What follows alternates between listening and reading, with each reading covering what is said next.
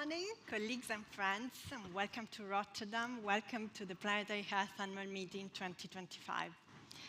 My name is Chiara Cadeddu. I'm an Italian in the Netherlands. I'm the team chair of Planetary Health and associate professor at the Erasmus School of Health Policy and Management, which is co-hosting this meeting with the Planetary Health Alliance. It's a great pleasure to see how much our planetary health community has grown with this 7th edition of FAM.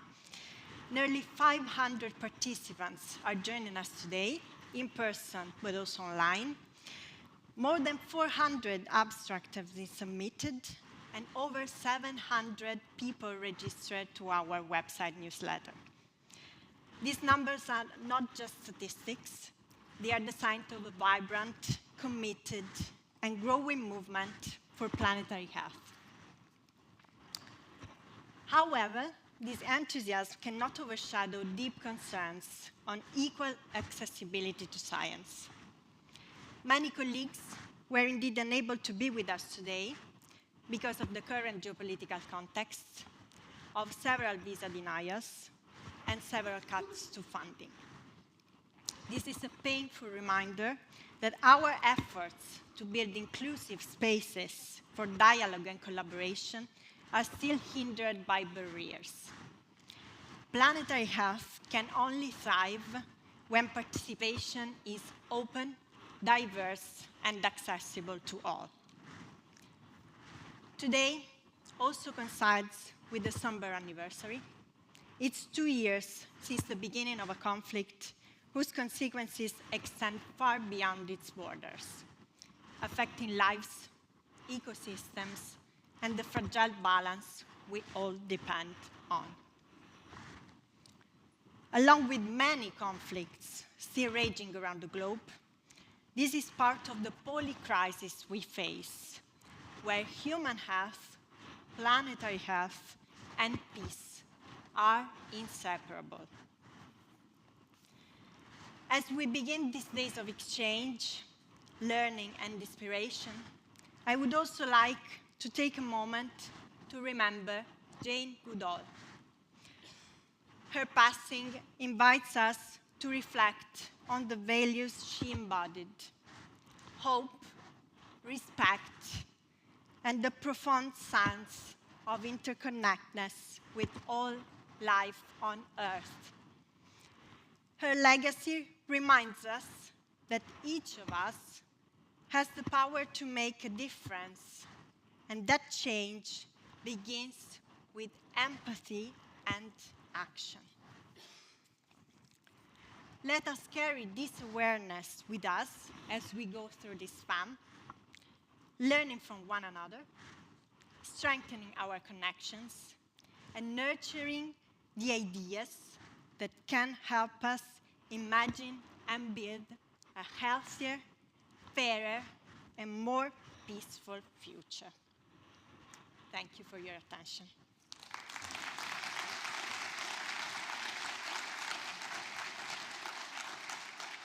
Now I leave the stage to Marie Suder, Senior Advisor and Co-Chair of this event. Thank you. Is this on? On? Okay. Thank you, Chiara, so much for that. And again, my name is Marie Studer, and I'm the Senior Advisor for the Planetary Health Alliance and the Johns Hopkins Institute for Planetary Health, and it is absolutely our pleasure to welcome you here and open this gathering of the 2025 Planetary Health Annual Meeting. And I am here to give thanks as well. First and foremost, I want to extend a very, very heartfelt and deep thank you to Chiara and for all of her stalwart leadership and tireless commitment to make this annual meeting a success. Thank you, Chiara.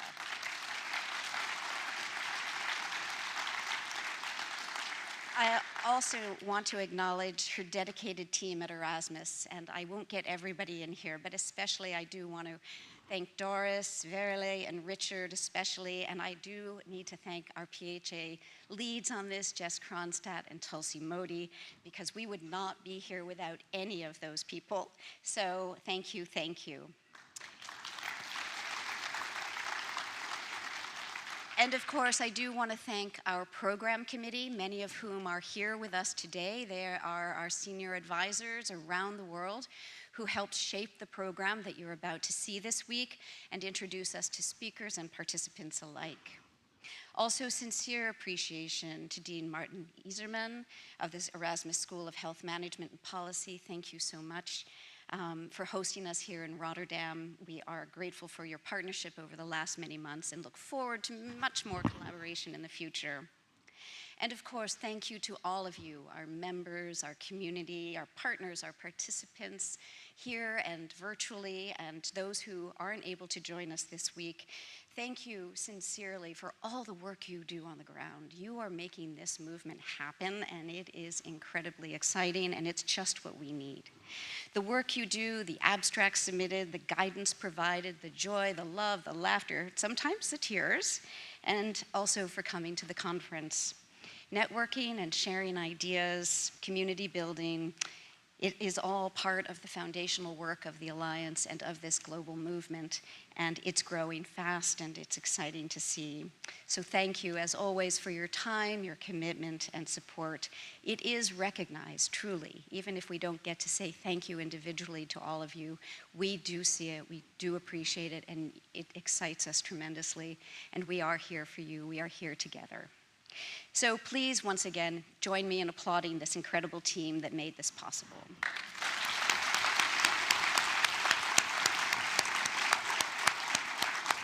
So organizing our annual meetings are never easy, and as Chiara mentioned, this past year threw a few new challenges in our way. But we do, I want to say, remain absolutely committed to making our meetings as globally accessible as possible, and we will continue to take information and feedback on board to continue to do that into the future. But I do want to say, despite those difficulties, we've also been incredibly inspired while building this program. While the news filled with crisis about the health, environment, civil society, and everything we care about, felt like crisis, we were also connected with all of you, with researchers, educators, students, youth, leaders, advancing every dimension of planetary health at breathtaking rates, which is, of course, exactly what we need right here and right now.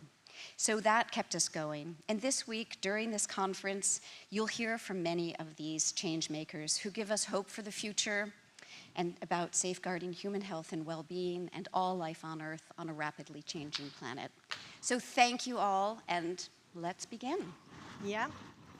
But before beginning, we are deeply appreciative for our sponsors and knowledge partners, without whom this convening would not be possible.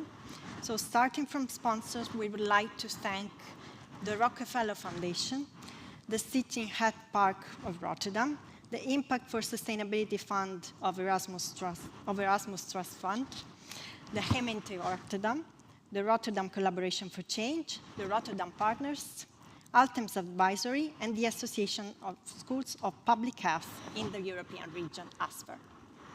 We also have knowledge partners: Erasmus School of Health Policy and Management, the Planetary Health Alliance, the Johns Hopkins Institute for Planetary Health, Erasmus Medical Center, Technical University of Delft, NVO, otherwise known in English as NWO, Convergence Resilient Delta, Convergence Pandemic Disaster and Preparedness Center. And of course, we really are very deeply appreciative of the patronage of UNESCO. So before we move on, I have a few announcements, and these I definitely have to read. So there is something called Slido that you may have seen or heard about. So throughout the next 5 days, we'll be using Slido for live question and answer, or Q&A. And this can be done with your phones. So you'll see a Slido QR code. Is that right there? Right there. On each of the screens, the opening screens, and so you can access it, that way. Then you choose the session that you're in, because there are plenary sessions, which we're all in, and later there will also be parallel sessions, so you'll choose which session you're in, and begin asking your questions to the panelists. And then, but if you see questions in there that you really like or that were similar to what you wanted to ask, you can upvote them. So you can give them a bump so that they go up into a higher category and see that that's an important question for the entire group. So questions can also be posted anonymously, and you can stay connected so you don't miss anything. So that's Slido. The other is that the annual meeting resources page on the Planetary Health Alliance website is also, you'll find QR codes throughout the conference for this. And this is the website that will have everything that we talk about. So we'll have links to resources and agendas and other pieces of information. So make sure to log into that and keep that bookmarked. And then the last is there's an annual meeting WhatsApp. And so that can be accessed from that resource page. And if you would like to join that, then you can stay involved and get updates throughout the meeting. And I think that's it for the intros. Now it's time to see a short video that our pupils that are over there, so say hello, prepared with the Vice Mayor.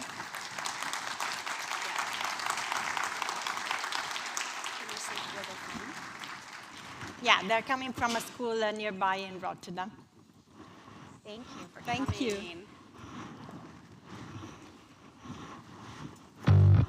Welkom in Rotterdam en we zijn ontzettend trots dat we het congres Planetary Health Alliance in onze stad mogen organiseren. Rotterdam heeft al veel stappen gezet naar een veerkrachtige toekomst, maar heeft ook nog grote uitdagingen. Wat we nu doen bepaalt de toekomst van onze stad. En samen werken we aan een gezondere toekomst voor Rotterdam. Met bewoners, organisaties en wetenschappers. Today our world is vulnerable and it's time to take action. Every decision we make can contribute to its recovery. By protecting the planet, we protect our children. Ik wil graag dat mensen goed voor de natuur zorgen. Er zit heel veel plastic in de zee. Dan eten wij de dieren en dan komt de plastic in ons en dat is super slecht.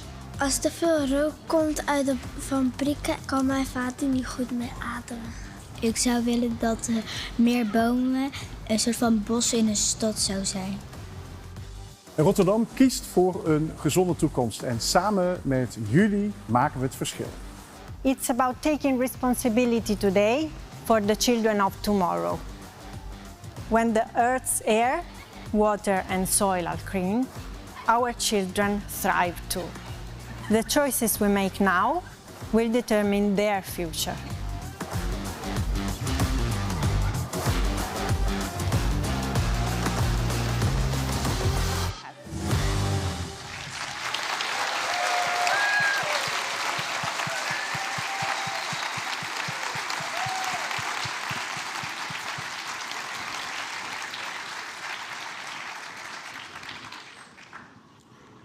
Okay, now we invite our speakers to join us on the stage to open the first session.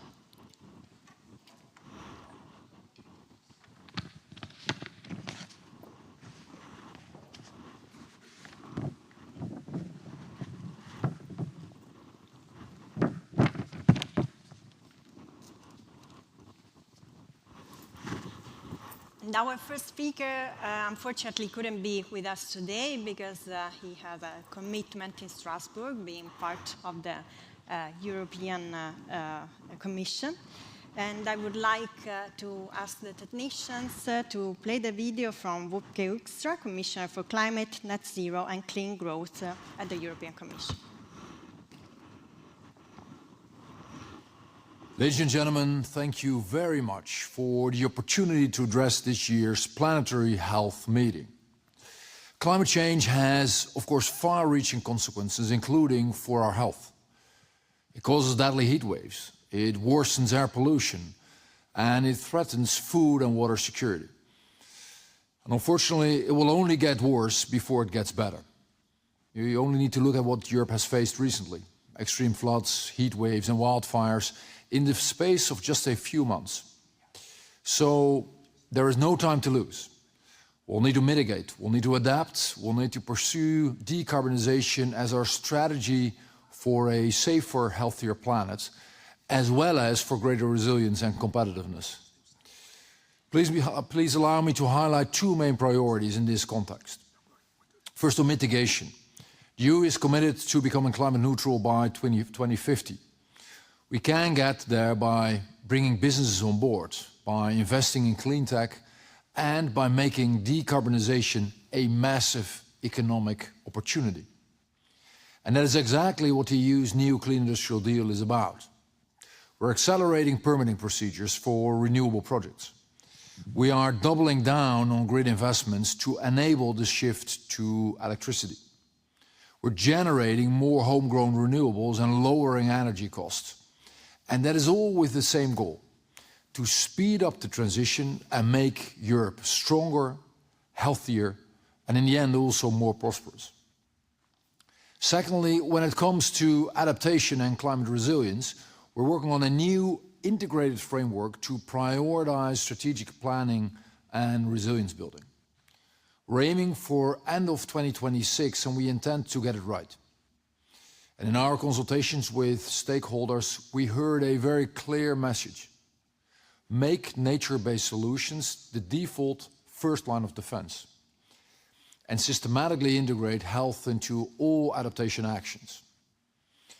And it is these type of insights that mirror the objectives of the Planetary Health Alliance and today's meeting: securing our future through truly transformative science-based action.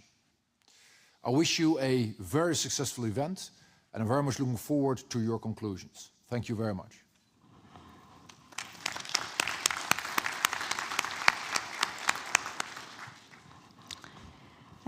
So I will leave the stage now to Maarten IJzerman, Professor of Cancer Health Services Research, but especially Dean of the Erasmus School of Health Policy and Management. Well, thank you, Chiara. And I must say, I think on behalf of everyone here, that this opening was just exciting in a very positive way. So thank you very much also for the videos. I see these nice kids have left already. But you know, it was fantastic to see that experience. All right, it's an immense pleasure for me to welcome you to, well, first of all, to Rotterdam, of course, but also to Erasmus University, Erasmus School of Health Policy and Management. And I do want to also acknowledge the Erasmus Medical Center and TU Delft, which we work together in the Convergence Alliance.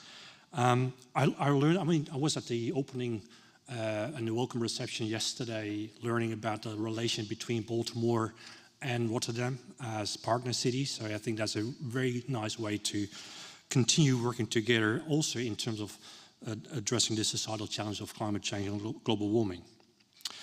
My personal story really comes from a few years ago when I was still in Australia, in Melbourne. And maybe you know, 5-6 years ago, I think 2019, we had very devastating bushfires all over Victoria. At the end of the day, burning about 240,000 square kilometers, which is about the size of 6 times the Netherlands. And for the Italians here, it's about the same as Italy. That was known as Black Summer, and that was 2019. And then when I decided to go back to Europe and return to Europe, I said, well, the problem is here too. It's not just an Australian problem with heat waves and floods. It's here too. It's everywhere. And I thought at that time that was a call to action for me personally, but also for our school. And that's why we made that investment also to work in planetary health and to build links to the Planetary Health Alliance. So a call to action. Because it's quite obvious, and we all know that there's a very direct health impact of global warming, which is, at the end of the day, our mission, sustainable healthcare for all. And there's a very significant impact of global warming. Communicable diseases, as people are aware of. Heat waves causing excess mortality, and just recent publication, again demonstrating that in the 2023 heat waves, we had 200,000 lives lost because of the heat waves of global warming, of which half of it was directly caused by induced global warming because of our behavior. Prenatal exposure, just very recent evidence coming out of Erasmus Medical Center. Prenatal exposure to high temperatures causes premature birth and inequalities in birth outcomes. And of course, there's a lot of indirect effects too, from floods, from bushfires, from vegetation, biodiversity loss, that all will have a very significant, devastating impact on health. So we as a school, and I can also easily say that's a university commitment, and our Rector Magnificus, Jantine Schuit, will also address that issue later today. Our commitment is sustainable healthcare for all. And sustainable is not just affordable. Sustainable is really make sure that this is sustainable and available for future generations as well. We are strongly supported by a report by the Royal Academy of Sciences, and Maarten will probably share a few words about that, which was published in 2023. And we were very appreciative of that strong link with the Planetary Health Alliance that Chiara established. And again, I'd like to thank you for your leadership on that globally, but also people in the room from the Alliance. So that all coming together, and that means that we were very lucky to make that investment and to bring very good people, bright people to our school like Chiara. Of course, we do work on adaptation. We do work with the community of Rotterdam to build greener cities, to make a more livable environment. But we also have a very strong commitment to mitigation of the consequences of healthcare, of carbon footprint. So we specifically look into the footprint of medical care delivery, and the Erasmus Medical Center is one of the forefront of estimating their carbon footprint of care delivery of the entire hospital. But we also signed, for instance, the Green Deal 3.0 in the Netherlands as a school, as a university, not as a healthcare institute, but as a university. Meaning that we aim for a 30% reduction in our carbon footprint in 2027. We have three components that we're trying to address within our program or mitigation, which is, of course, de-intensification of medical care. So do we have to really deliver all the top-notch care to all patients? Because we don't want to sacrifice any clinical outcomes, obviously, but sometimes we might think of an alternative which produces a less carbon footprint. So de-intensification, scaling down intensive care delivery. For instance, surgery or radiotherapy in my field of cancer. The second one, sustainable procurement. We have a large program, and one of our professors in sustainable healthcare procurement to reduce medical waste by smarter procurement principles. And the third one is in HTA, health technology assessment. If we make a decision on reimbursement of new medical devices and drugs and procedures, should we incorporate carbon footprint as one of the criteria to make a decision? It's not just outcomes and costs, it's also carbon footprint and sometimes even workforce that we need to deliver that care. So three large issues that we will talk about, we drive in our school in partnership with a lot of organizations in the Netherlands and globally. To conclude, and Chiara alluded to that already, so we are facing a little bit of a headwind. We still are very positive. We have a positive mind, but we're facing a strong headwind, which means that we have to work harder, basically. And I'm very pleased to see you all coming to Rotterdam to make that force happen. Because we need this leadership. We need strong leadership. We need science and leadership in the public space and in the scientific community. Because doing nothing is not an option. So we need you, and we are committed to it, and we hope and we are sure that you are committed to it too, and we're very keen to collaborate.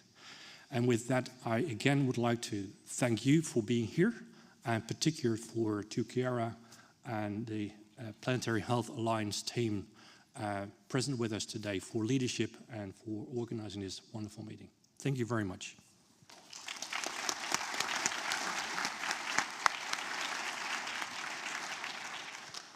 I now have the pleasure of introducing Jantine Schuit, Rector Magnificus of the Erasmus University Rotterdam, Netherlands, and Professor of Health, Behavior, and Society.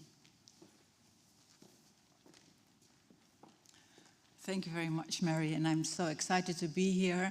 Welcome, everybody here in Rotterdam, also on behalf of the Erasmus University.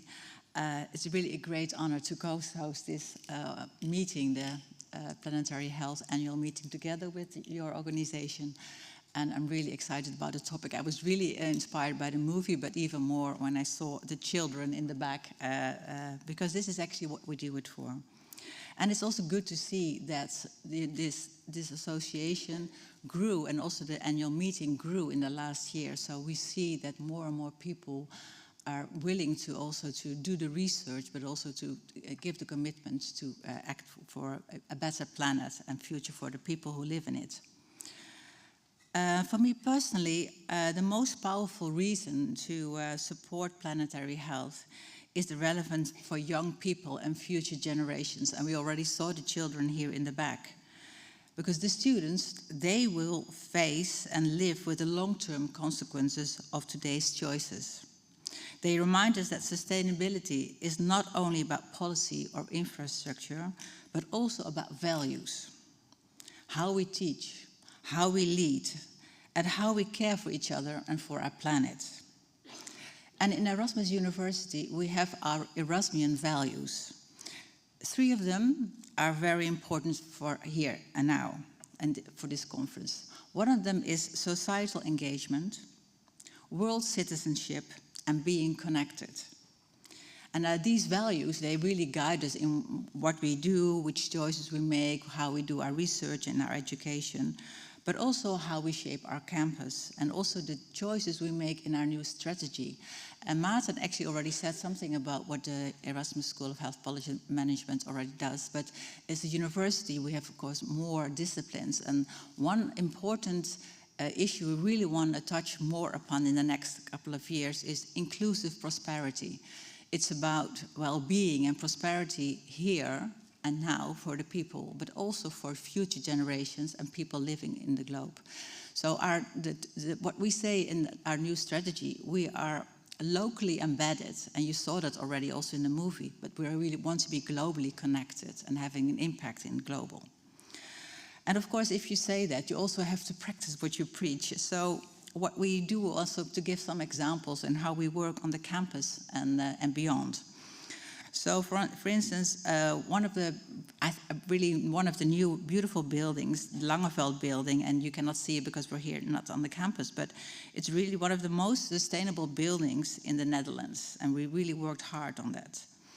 And we also try in our campus to have garden campus and green spaces that really support biodiversity, and also invite our communities, our students and our staff to connect with nature. Also, we try to renew buildings and make them more energy efficient and sustainable. So, but one of the specific things that I would like to mention is that this Thursday, October 9th, we will take another important step, because all our campus partners will sign the Planetary Health Diet Covenant. So with this agreement, we commit ourselves to making 80% of all food and drink on campus plant-based by 2030, while cutting food-related CO2 emissions by half. So this is really a concrete example of how we, as Erasmus University Rotterdam, want to stimulate and contribute to planetary health. So this is also why I'm so excited that this year, the Planetary Health Annual Meeting is here in Rotterdam today. And I really would like to thank Chiara and Mary for organizing it and all the team around it. So we bring here together strategists, policymakers and researchers to share knowledge and shape solutions. I really hope these days in Rotterdam will inspire new collaborations, spark creative ideas and give us all renewed energy for our work ahead. So again, on behalf of Rotterdam Erasmus University, I wish you a fruitful, inspiring and impactful conference. Thank you so much.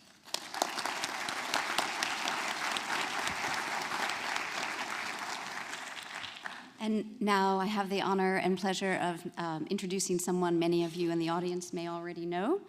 Pim Maarten, Professor of Planetary Health at Maastricht University, College Venlo, member of the Planetary Health Committee at the Royal Netherlands Academy of Arts and Sciences. Welcome.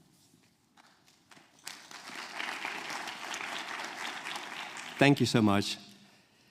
It's so nice to be here, seeing people that I've met throughout the last decades even, and seeing also so many new faces I either met through Teams or Zoom, or just met now today in person. So just having the feeling that this planetary health community is growing very rapidly. I have been asked to say something on the report of the Netherlands Royal Academy of Arts and Sciences, which I will not do because I think you can all read it and it basically states the obvious we all know. It's so important to be part of that community and to do the work we do. What I would like to share with you is some observations between then, being part of that committee, and now, and things are actually evolving as it should be with a movement, a scientific frame, an umbrella term like planetary health is. So, and I also would like to make the point that, but those of you who know me, I'm a little bit biased, that I would like to dissolve the human frame. I'm also looking a little bit at the posters, which are great. I see, fortunately, also a huge movement, not only focusing on human health, but also on other elements that are part of this planet. And also looking at the posters on the display, which is beautifully done, by the way, that you can just go to there with your fingers. You can actually see that it's not only about human health anymore. It's also about ecosystems, it's also about the planet, it's about a lot of things more than just humans. I would like to start also by linking it with the Sustainable Development Framework. Before I became Professor of Planetary Health, I've been Professor of Sustainable Development for 18 years. And basically I got a little annoyed because you could go up, stand up with your sustainable pajamas, go with your sustainable car to a sustainable job, having a sustainable meal.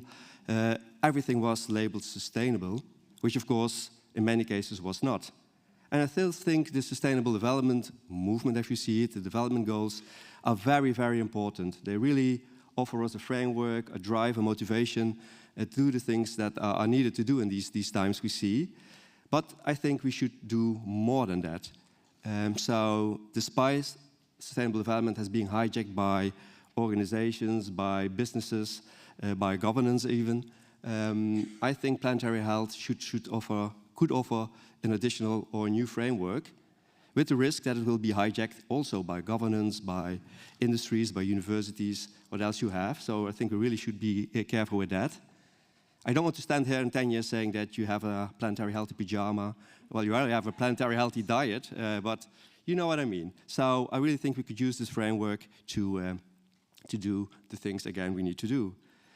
What I'm also very happy to see is that the concept of planetary health is evolving as we speak. I think at the beginning it was somewhat more human-centric. Also the work I've done over the years was basically focusing on our health. Suddenly climate change became an issue because it had to do with our health. It was not just sea level rise or something remotely impacting us. No, it was actually impacting our health. But I also think we have moved along and the definition became more broader and more wider, really realizing that we should take a more holistic approach. It's not only about us. Really, we should talk about regeneration. We should talk about indigenous knowledge. We should talk about emotion of animals. We should talk about all the other things that are important to preserve a healthy planet. And I think that really has emerged over the years. And that's a good thing, because it shouldn't be static.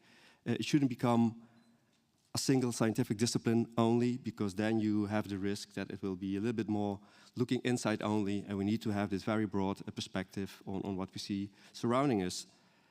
And the same applies for the disciplines. You probably know all this figure, that actually it is related to all the health professionals, the health work we do, to having a green hospital, to have very healthy diets, very much important.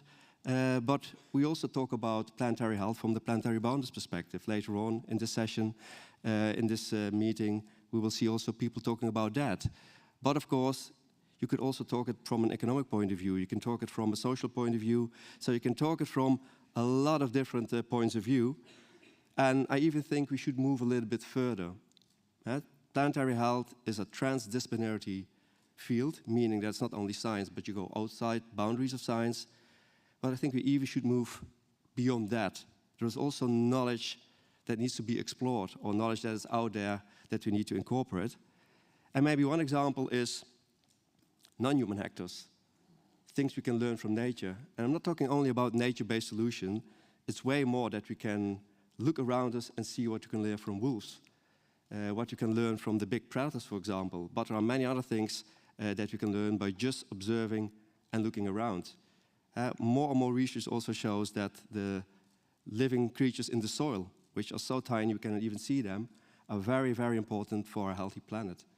So these are things that we can learn not only by doing our science, which is very much needed, I think, but also just by observing and taking into account other forms as knowledge as well. The same applies from indigenous knowledge. And again, we need to learn with, not just extract from. I've also seen a lot of researchers trying to extract knowledge from indigenous groups of people. I think that's not the way to do it. We should learn with them. We should mutually think about new frameworks, new ways of thinking, all needed, I think, to achieve what we all want, to have a healthy planet. And again, it's not only indigenous knowledge we could use. I had the honor to interview all these nice people and discuss them what we need to do in order to achieve a more healthy planet. And all of them said, well, look at yourself. We are all indigenous to Mother Earth. It's not like we don't have the wisdom in ourselves anymore. We know that you cannot cut forests at a rapid speed we do now, and then hopefully everything remains the same. Well, that will not be the case. We all know that you cannot destroy things without having repercussions, being it our health or the health of an ecosystem of the planet. So we all have this indigenous knowledge, I think, in ourselves as well. We just need to put it up again. I think also very relevant these days is that planetary health is political too. I think we don't want to shy away from making political statements. I think too often, and we all being scientists, most of us being scientists, know how difficult it is to become political, to stand up for the things you feel that are important, because you are the scientist. You want to stay modest, you want to stay within your own field. But I really think it's very important to do that, and maybe even to become a scientivist.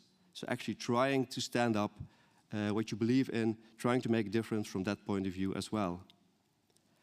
I put also in the studentivist, because I'm also so happy to see planetary health being part of many curricula, teaching programs, even primary, secondary schools, because we sometimes teach our students the wrong things. We still teach them classical, neo-economic kind of lessons. You can do that, but show them also that there are alternatives. So we need to teach the next generation as well. And therefore, again, I'm so happy to see also many new young faces that are very much interested and stand up for this issue. So in sum, I think I'm very happy to see also the program of this meeting. I see so many different angles that relate to planetary health, being it health-oriented, being it nature-based solution, what else you have.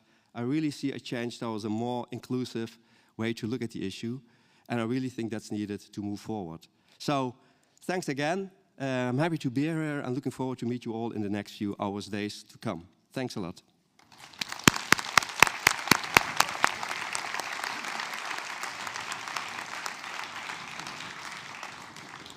And now it's my pleasure to introduce Professor Walter Ricciardi, full professor of hygiene and director of the School of Hygiene and Public Health at Università Cattolica del Sacro Cuore in Rome, Italy.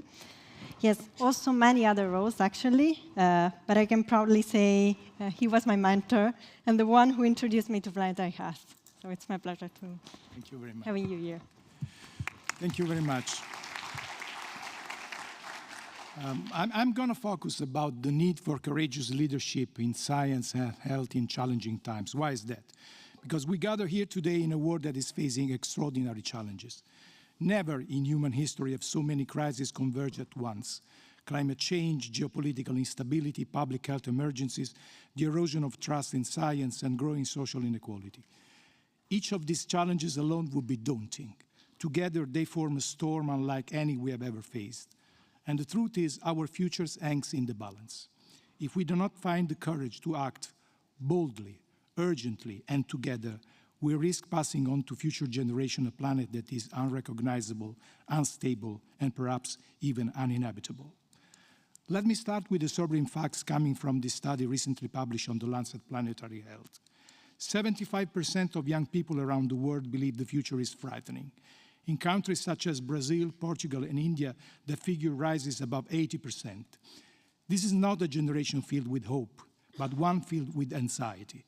And they are right to be concerned, because the science is clear. We are moving in the wrong directions. We are perilously close to crossing tipping points in our climate system. Once crossed, they will trigger irreversible changes, rising global temperatures, collapsing food systems, dwindling freshwater supplies, the breakdown of marine life. Imagine a world where our basic needs can no longer be met.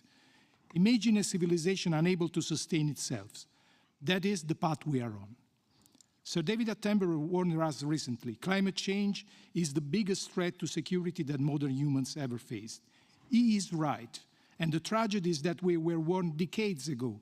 Scientists predict global warming accurately more than half a century before it was even observable. Yet, despite these warnings, we continue to ignore them. Today, 80% of insects and 60% of vertebrate species are already extinct or in steep decline. The very fabric of life on Earth is being torn apart. And as Jan Rockstrom says, this is not a climate crisis anymore. This is a planetary crisis. And yet, at the very moment when science is most needed, is under attack. Around the world, political forces are undermining expertise, dismantling institutions, freezing research grants, and cutting funds to public health. Disinformation spreads faster than facts. Populist leaders prefer comforting lies to problematic truths. Take the United States. In the United States, climate science, vaccine research, and social policy studies are all under siege. The strategy is clear: delegitimize expertise, suppress evidence, and replace reality with ideology. But let me be absolutely clear. The scientific community cannot remain passive. We cannot sit quietly in our laboratories while truth is drawn by falsehood. We have a responsibility, moral, social, and human, to stand up. And how we do that? I believe there are three essential tasks. First, produce evidence. Continue to research, to investigate, to explore. Evidence is our shield, our weapon, our strength. Second, communicate. We can no longer assume that facts speak for themselves. In a world where misinformation spreads in seconds, we must tell the story of science clearly, passionately, and accessibly. We must go beyond the academic journals and speak directly to the public. We must explain not only what we know, but why it matters. A third, defend. Academic freedom must be protected. Attempts to censure or silence science must be resisted. Public trust in science is not automatic. It must be earned and nurtured every day. And let us not forget, this is not only about data or policy or scientific publication. This is about people. It is about human lives. Think of a child in Gaza fighting to survive amid destructions. Think of a single mother raising her children in a Mumbai slum. Think of a refugee crossing the Mediterranean, searching the horizon for a place to land. Think of a civilian trapped in war, trying desperately to protect their loved ones. For them, and for millions like them, the stakes are existential. When science is ignored or suppressed, it is not just research that is lost, it is lives, it is futures. That is what we must be courageous. As Winston Churchill once declared in Britain's darkest hour, we shall fight in the fields and in the streets, we shall never surrender.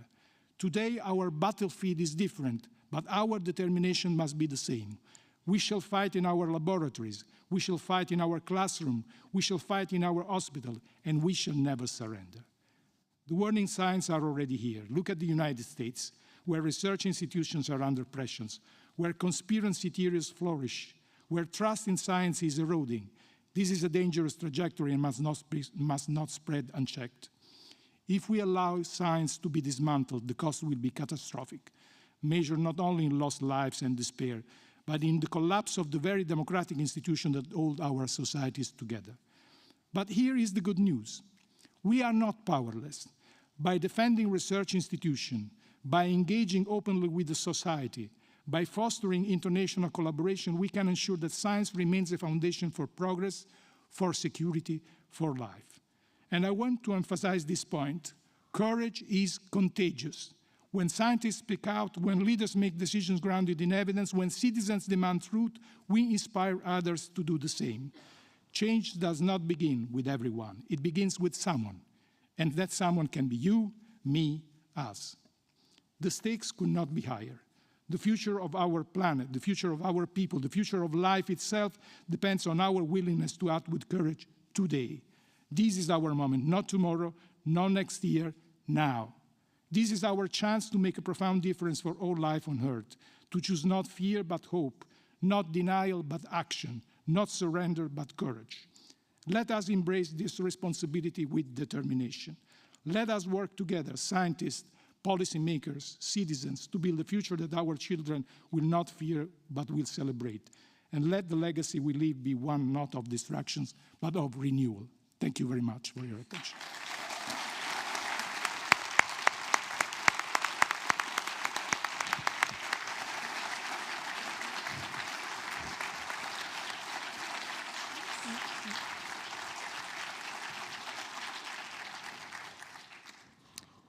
Thank you to all our speakers for their impressive statements and reactions. We are really early on time, so I don't know if there is any question from the public. Yes. Yeah, there is. Hello, can you hear me? Yes, there are questions in Slido, quite a few. So I'll ask the question, then maybe you can direct. Yes, okay.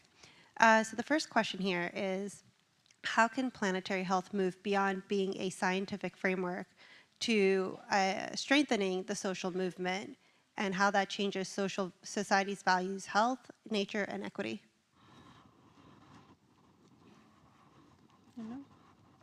Pim? Oh, yeah, sorry. Oh. Does it work? Yes.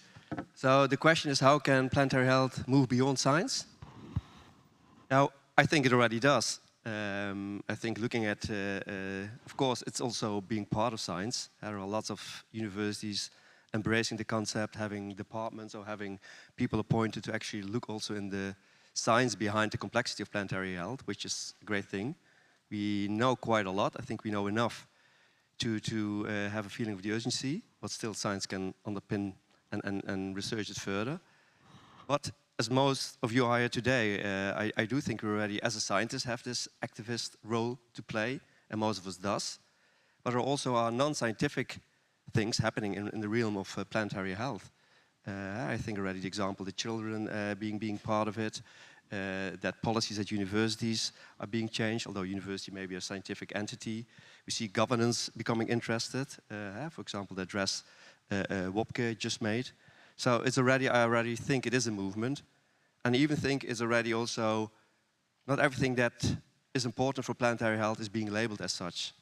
I do see in my surrounding a lot of people that don't want to buy things in a traditional supermarket because they don't know exactly if it's local or is it biological or is it safe.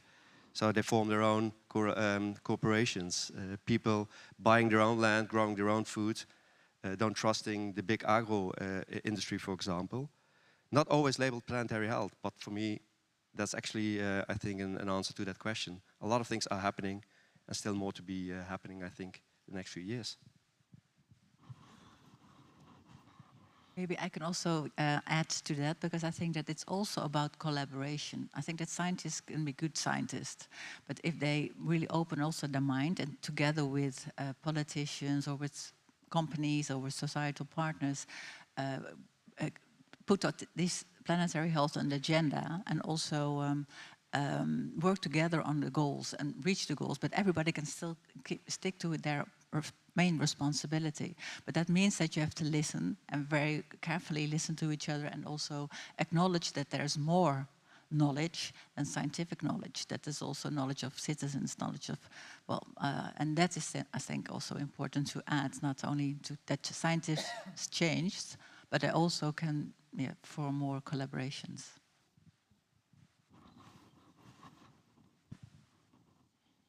I like that question. I was also very much intrigued by Walter's advocacy and played for public statements and taking the role in the public debate. I think first of all, I have a responsibility as a citizen, like all of us. We have a responsibility as a citizen, and I've no doubt that everyone here in the room agrees with that and will take action towards that. In terms of taking the public debate, we need strong science. You need a clear starting point for a debate. So I think I would like to also make the case that we really need to invest in strong science and make sure that what the evidence is for the indirect and direct effects of global warming. So we can take that public role in a debate as an engaged university, as an engaged citizen, and academic. This already starts, I mean, not just the school kids, but also in our education, teaching and learning our students about the implicate effects of global warming is critical, so they can make that change. I think it's not just taking the public position here, which is absolutely critical, but also make sure that we have strong science and strong educational programs to deliver on that in the future. Okay, we have quite a few questions, so I'm going to try to combine a couple, but several questions were asking about the compatibility of planetary health and capitalism, or sustainability and growth, or planetary health and growth. So if you could address broadly how planetary health fits in with capitalist or notions about growth. That's a tricky one, I guess. Well, growth as such is, of course, nothing to be scared about. In terms of economic systems, still amazed. But that was also already when I was young that I saw in the news that a certain company was going bankrupt because they only made €100 million profit. Think, oh, wait a minute, how is that possible? Because people are employed, product is being made, and still they close their doors. And of course, being quite economically naive, I never had one class of economics in my life, and I want to keep it that way. But I'm still wrestling around that notion.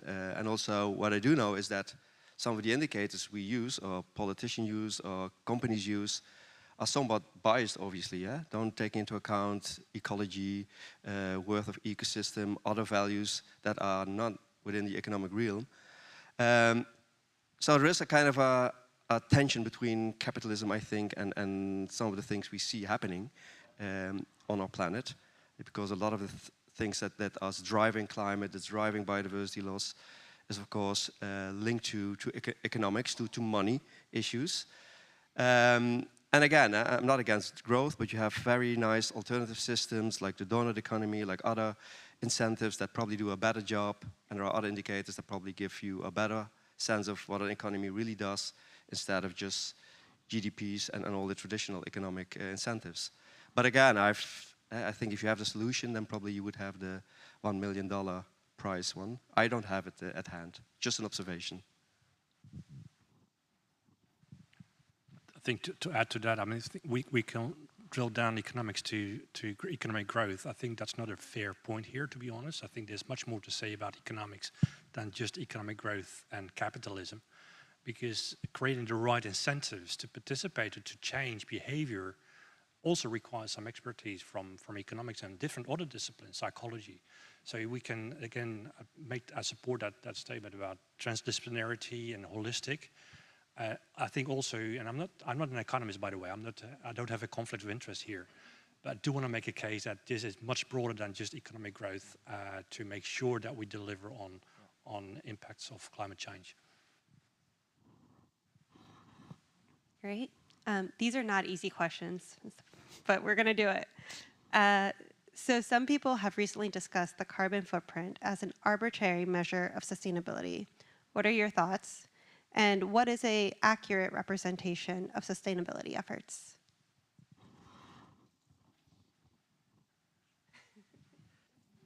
Very briefly, I think any measure of impact is inaccurate. If it goes about the carbon footprint or other measures you have. If I look at the carbon footprint in particular, I do think it very much helps you to realize what we are impacting the environment. Also the Earth Day, the day we actually already use the whole of the Earth, is coming every year a little bit sooner into the year, which may not be that accurate, but it gives you at least an idea of what our impact is. And I think that's, for me, a key. We also talked about public interest, having the people that are not scientists on board, and these are actually measures that can do that. They are very easy to explain. They probably are not perfect, I know, but they do, I think, increase a lot of awareness of anyone to realize that you have a huge impact, or anything has a huge impact. So it's maybe not the accuracy, but the public outreach of these kind of easy measures that are the most important things for them.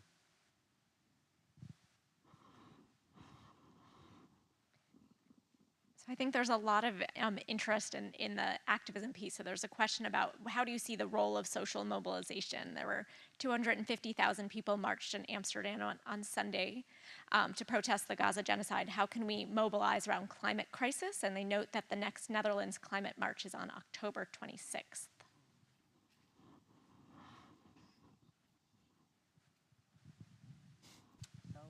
Yeah, so what is necessary to have those people also for... usually these kind of things happen when really we call it also the red line. So this people already think about it and they feel that something has to be done, but then suddenly there is this crisis. And we speak about it, but I'm not sure if people feel it. And I think also based on psychology, we know that emotions are very important when people really stand up. And personally, I believe, and that's actually also what I said, we speak about the future of our children, and I think that if we make that more clear, and of course there's a lot of people also, a lot of speakers who say that this is not true, what's going on, that's not so bad, but I think that people like young people standing up for the rights, giving nature a right, formally a right, I think that could be something that can be helpful, but also I think that maybe show more what happens and then make it more real for people so that they really feel the need, other than just saying it and repeating and repeating. So I think it's more, we should more live up to the emotions, and particularly of young people. That's my personal, but that's not based really on evidence, but more. Do we also want to? No, I recently had a discussion with a very famous UK politician, very experienced because he took several cabinet responsibilities. And he was very blunt and cynic, and he say, you know, people don't care about climate change and healthcare. So that was a very strong argument. Essentially said that people don't mobilize, people don't go and strike for climate change, they don't strike for healthcare. They are concerned about their own health, but they don't mobilize for the saving of the national service, etc. I think that it's a very important prerequisite for politicians to see people in the streets, you know, people that move essentially in order to speak up and to essentially raise the attention on these issues. And we have a long work to do. Going back to the previous questions, I think that Europe provided a practical examples for all of them, linking all the stakeholders, so politicians, managers, professionals, citizens, patients, media, and industry with the mission-oriented approach. I mean, it's under-evaluated how much the mission-oriented approach can really play a role also in planetary health, because essentially means providing a place where all these stakeholders work together, prepare an agenda, prepare a plan with a vision, with skills, with aligning of incentives, and the mission of the Horizon Europe provided a concrete experience to fund these activities. So 10 billion euros was the amount of money provided to the 5 missions. So this made it possible in less than 6 years to achieve a lot of results in climate change, first mission, water, fisheries, oceans, seas, food and agriculture, smart and neutral cities, and cancer. So I'm a very strong supporter, not because I'm the chair only. Of course, I'm biased because I'm the chair of the Mission Board for Cancer. But looking at these results and looking how much the concept of a mission is spreading around the world with head of states and government, this can be a solution. And when it comes to capitalism, capitalists are realizing that the planet is going to be destroyed. In the World Economic Forum, they provided some forecast about the loss in some parts of the world, which is unsustainable and largely underestimated at the moment. So I think that also from there can come a stimulus to act.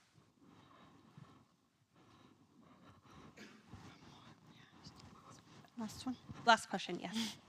So looking purely at content, what are the main differences between sustainability and planetary health?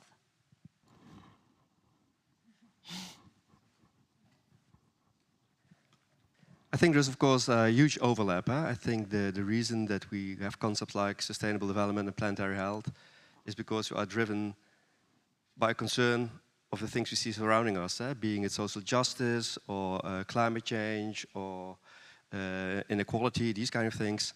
And I think they both act like a kind of an umbrella term. Again, you have probably 1,001 definition of sustainable development. There are several of definitions of planetary health. But for me, the main difference is that I showed also on one of the slides, is that in planetary health, for me, there is a more regenerative kind of thing. Sustainable development is more like business as usual, in my point of view. And not always. There are lots of projects that are being coined sustainable development that also do a lot of regeneration and holistic approaches. But in general, I think the regeneration, the trying to improve things, to act maybe as a keystone species, as a human, I think these are more core elements than there are in the sustainability debate. But again, it's not like this black and white. There's a huge overlap. And I think the main thing is to realize that both concepts aim at the same thing. They appreciate the complexity that we see, that it's not just only the environment or just only human health. It's all connected. And I think that's the case in both of the concepts. Great. Yes. Please join me in thanking our speakers and for also setting us up for the rest of the week. I think all of the questions that came in and your initial interventions are going to help us think about how do we optimize how we live on this planet to reduce our ecological footprint in interesting and exciting ways so we don't have to forego what we love to do and what we love to have. What we can also think about, how do we just redesign and rethink about a positive future and not thinking about a deficit society, but again, a regenerative and thriving society for all. So I want to thank everyone again. And I'm going to ask the speakers just to stay for a picture on the stage while we transition to the next panel. We will begin just before 11. So you have a few minutes to stretch, but please don't go too far afield because we do want to stay on time. Thank you again.